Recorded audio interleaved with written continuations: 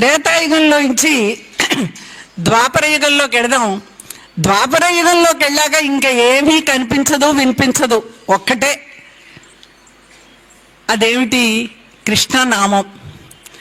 భక్తాపాయ భుజంగ గారుడమణి త్రైలోక్య రక్షామణి గోపీలోచన చాటకాంబుదమణి సౌందర్య ముద్రామణి యఃకాంతామణి రుక్మిణీ ఘనకుచద్వంద్వైక భూషామణి శ్రేయో దేవ శిఖామణి విజయతే గోపాల చూడామణి.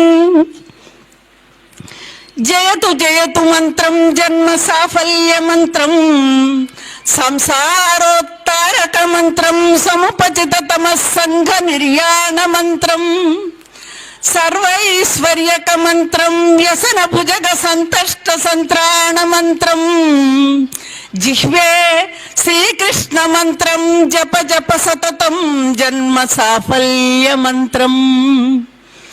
బద్ధేనాంజలినా నతేన శిరసా గాత్రైస్తరోమోద్గమైః కంఠస్వర గద్గదేన నయనేనోద్గీర్ణ బాష్పాంబునా నిత్యం త్వచ్చరణారవిందయుగళ ధ్యానామృతాస్వాదినాం అస్మాకం సరసీరుహాక్ష సతతం సంపద్యతాం జీవితం అని ఆ కృష్ణ పరమాత్మని మనం వేడుకోవాల్సిందే.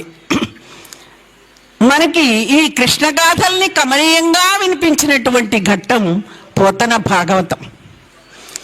మరి భగవంతుడు మంచి వాళ్ళని రక్షించటానికి, చెడ్డవాళ్ళని శిక్షించటానికి ప్రతి యుగంలోనూ పుడతానని సంభవామి యుగే యుగే పరిత్రాణాయ సాధూనాం వినాశాయ చ దుష్కృతాం అని చెప్పినట్టుగా అనేక అవతారాలు, దశావతారాలు, ఇతరమైనటువంటి అనేక అవతారాలలో శ్రీమన్నారాయణుడు త్రేతాయుగంలో శ్రీరాముడైతే, ద్వాపర యుగంలో శ్రీకృష్ణుడై, మరి కలియుగ ప్రారంభంలో ఏడుకొండలవాడు వెంకటరమణుడు శ్రీనివాసుడుగా మనకి వెలిశాడు.